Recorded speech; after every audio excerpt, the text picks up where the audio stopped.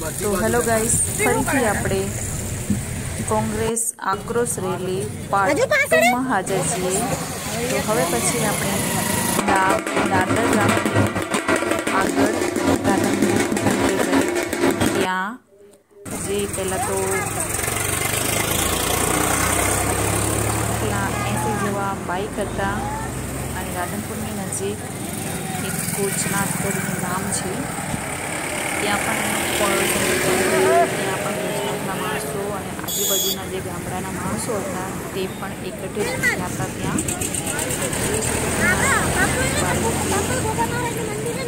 સ્વાગત માટે રેડી હતી। મને આ બધી વસ્તુ બહુ ગમે અને પછી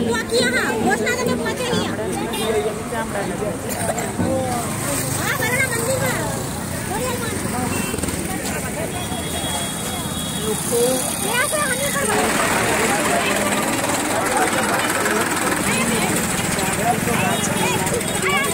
વેટ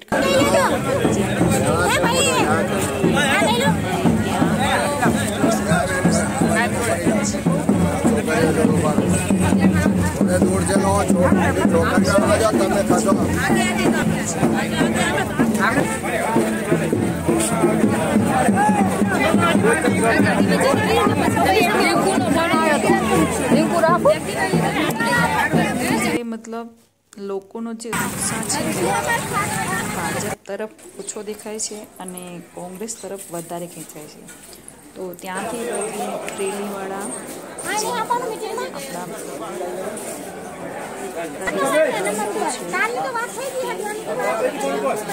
ધામ છે જ્યાં સૂર્યનારાયણ મંદિર સરસ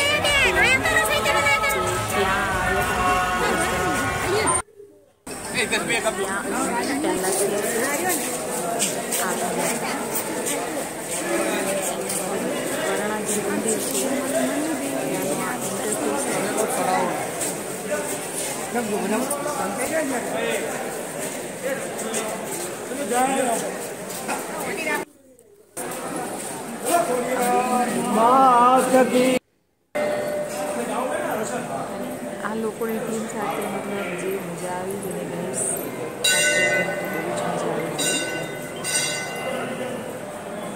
આ આખી એક ટીમ છે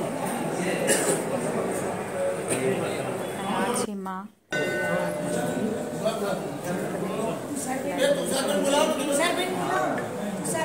આવો બોલા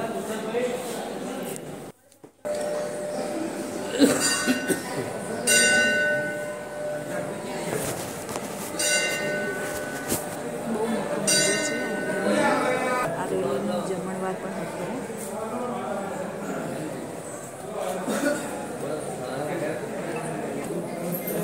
પણ અમે નહોતા જમ્યા કેમ કે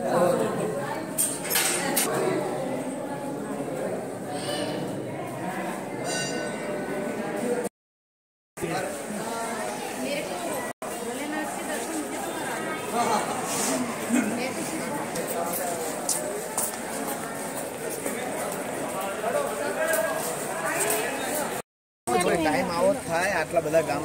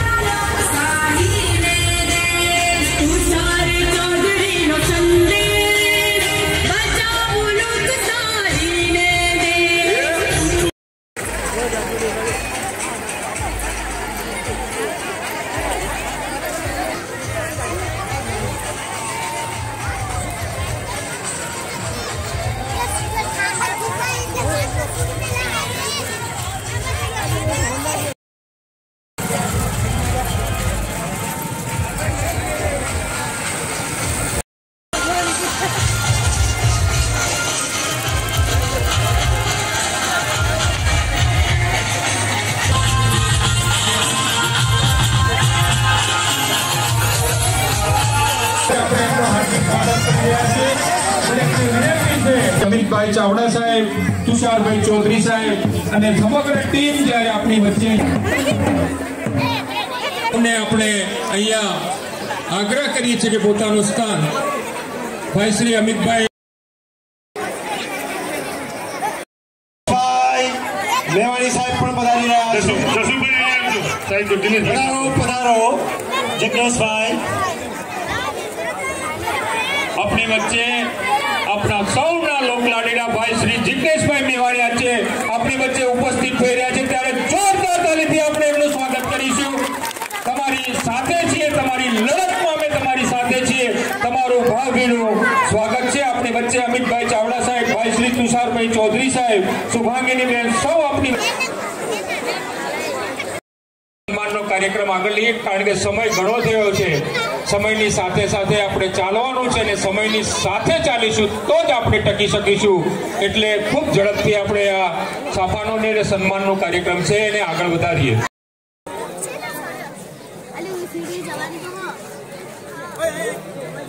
હૃદયપૂર્વક માલધારી વતી એક વિશ્વાસ આપીએ છીએ કે સાહેબ અમે તમારી સાથે છીએ. લાલજીભાઈ તો પછી માલધારી પાઘડી સાહેબ પહેરવી તો એવું કઈ નક્કી નથી કે પાટણ જિલ્લાને મૂકીને દરેકે દરેક જિલ્લાઓમાં પડ્યો એવું તો છે નહીં. પાટણ જિલ્લામાં પણ બરાબર કમોસમી વરસાદ પડ્યો છે કે નથી પડ્યો છે, અને ભણાવી ગણાવી અને હોશિયાર બનાવે, ના કે દારૂ અને ડ્રગ્સના રવાડે ચડાવે. એના માટે થઈ અને ખેડૂત જયારે એમના દીકરાને ભણવા મોકલે અને એમનો દીકરો જો દારૂ કે ડ્રગ્સના રવાડે ચડી જાય તો પતન થાય ને, તો એક ખેડૂત માતા કે પિતા ના જોઈ શકે તો એનો અવાજ માટે નહીં આ હાઈકમાન્ડ છે. એટલે તમારું સૌનું સ્વાગત આપણા નેતાઓ કરી રહ્યા છે. આપણે મહેમાનોને સ્વાગત કરવા માટે ફૂલ લાવ્યા હતા, પણ એમને આગ્રહ કરીને હાલ કહ્યું માન્ય ધારાસભ્ય સાહેબ શ્રીને કે મારે તો જનતાનું સ્વાગત કરે, તો આપણે જોરદાર તાલીથી એમના સ્વાગતને ઉઠાવીએ. ભારત માતા કી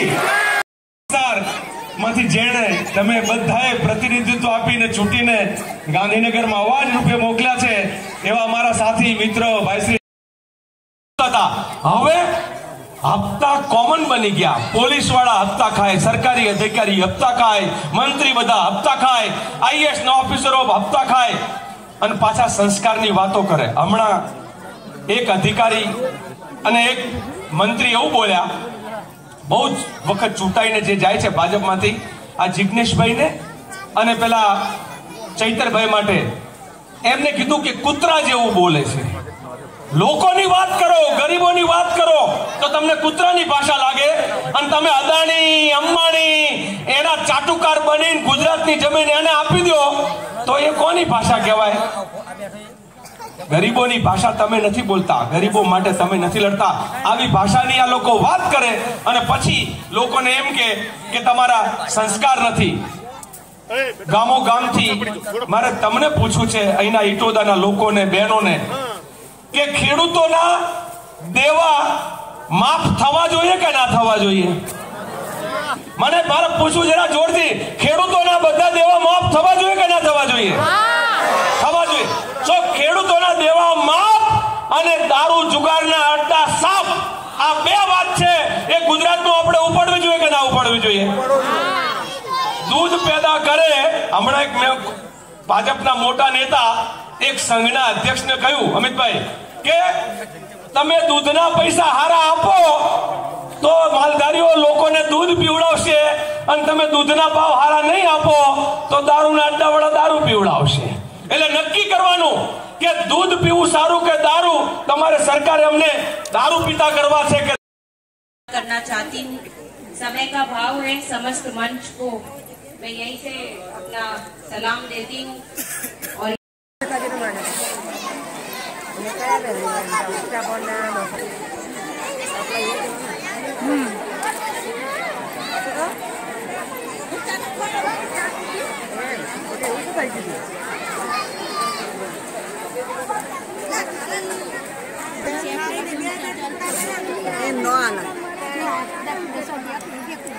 બીજી વાર લઈ જાય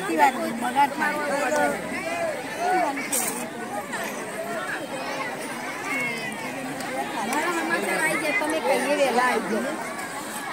અહીંયા બેસો, સરસ જગ્યાએ. અહીંયા ઉલપા જાવ તો આગળ.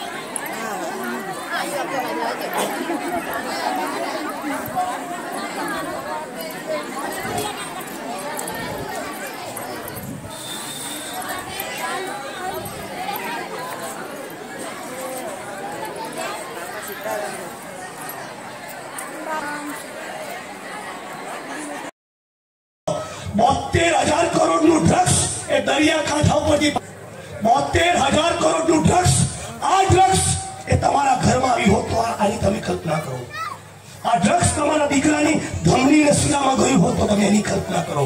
પતિ જઈએ આપણે તારી ગામમાં, તમારા મોહલ્લામાં કોઈને એક પોલીસ અધિકારી બીજા પોલીસ અધિકારી વાળાને કહે ચાણસમાં ક્રોસ કર્યું, ઓ રાધનપુરથી તું જોઈ લેજે. રાધનપુરથી કહે પાટણ ગાડી પહોંચવાઈ, હવે તું જોઈ લેજે. પાટણથી વડાઈ કઈ બાજુ તો મહેસાણાથી ઉભી રાખજે, ત્યાંથી કટિંગ કરવાનું છે. કેમ? ડીવાયએસપી નો હપ્તો સેટ થયો છે. બરાબર ઓળખી ગઈ છે. મેં કાલે કાકો સીધી ચેલેન્જ આપી, ભૂલીને ગુજરાતી બની જઈએ, ભારતવાસી બની જઈએ તો ચોક્કસ 2027ની ચૂંટણીમાં તાલુકા જિલ્લા પંચાયતમાં આંબેડકરના સપનાનું ભારત બનાવવા અમે પ્રવૃત્ત થઈશું. એ વાત સાથે મારી વિરામ આપું છું. આ તમામ લોકોનો ખૂબ ખૂબ આભાર. મારી સાથે એક નારો લગાવજો. હું કહીશ લડેંગે.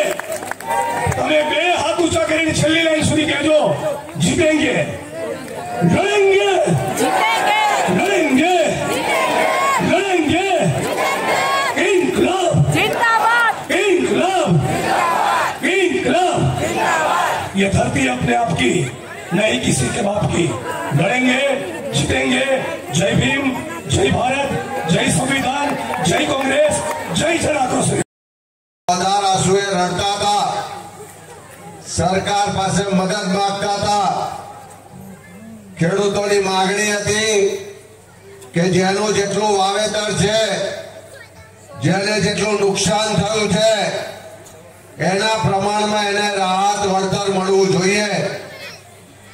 પણ સરકારે એની વાત ન સાંભળી ત્યારે પ્રદેશ કોંગ્રેસ સમિતિ દ્વારા સમગ્ર સૌરાષ્ટ્રના 10 જિલ્લાઓમાં સંઘ ગયા તો ખેડૂતો તો પરેશાન હતા જ, પણ યુવાનો બેરોજગાર હતા, ચારે બાજુ ભ્રષ્ટાચાર હતો, મહિલાઓ મોંઘવારીથી ત્રસ્ત હતા.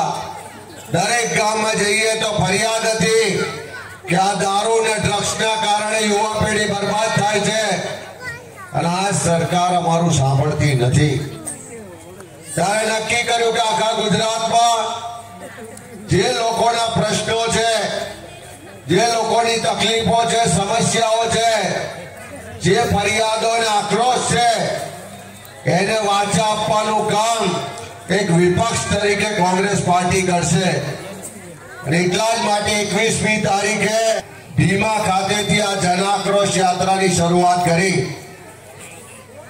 પહેલા દિવસે વાવ થરાદ જિલ્લો, ત્યાંથી બનાસકાંઠા, ત્યાંથી સાબરકાંઠા, ત્યાંથી અરવલ્લી, ત્યાંથી ગાંધીનગર, મહેસાણા અને આજે આ પાટણ જિલ્લામાં તમારી વચ્ચે આવ્યા છે.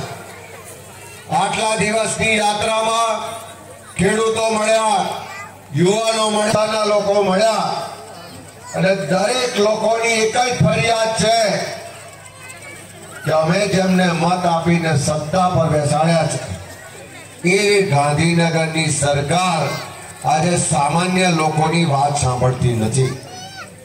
આ દેશના બંધારણે બાબા સાહેબ આંબેડકરે બંધારણ બનાવ્યું. એ બંધારણે આપણને સૌને મતનો અધિકાર આપ્યો. તો ફરી ચૂંટાઈને જાય અને પ્રજા જાકારો આપે તો ગમે તેવો મોટો નેતા હોય તો ઘર ભેગો થાય. આ તાકાત આપણને મતની મળી છે. તમારા મતથી ગાંધીનગરમાં સરકાર બેઠી છે. એ સરકાર જો ખેડૂતોનો વાત ના સાંભળે, એ સરકાર યુવાનોને રોજગાર ના આપે, એ સરકાર દારૂ જુગારના અડતાઓ લઈ અને યુવાધનને બરબાદ થતું એની આંખો સામે દેખાતું હોય તેમ છતાં એક અક્ષર ના બોલે તો એનો જે અવાજ લોકોનો છે એ બનવા માટે આ યાત્રા તમારી વચ્ચે લઈને આવ્યા છે. મારે તમને પૂછવું છે કે આમાંથી ટેક્સ કેટલા લોકો ભરે છે? હાથ ઊંચો કરો તો. એનો ભરતા નથી ટેક્સ. બહેનો બજારમાં ખરીદી કરવા જાઓ છો, બજારમાંથી સાબુ લાવીએ છે, બજારમાં ચા લેવા જઈએ છે, બજારમાંથી આ શર્ટ કે સાડી લેવા જઈએ છે, આ મોબાઈલ બજારમાંથી લાવીએ, ટીવી લાવીએ, ગમે તે વસ્તુ બજારમાંથી લાવીએ તો એની ઉપર જીએસટી લાગે છે કે નથી લાગતો? તો હવે કહો તો કેટલા લોકો ટેક્સ ભરે છે? પહેલા એક જમાનો હતો કે જ્યારે ઉદ્યોગપતિઓ, પૈસાદાર લોકો ટેક્સ ભરતા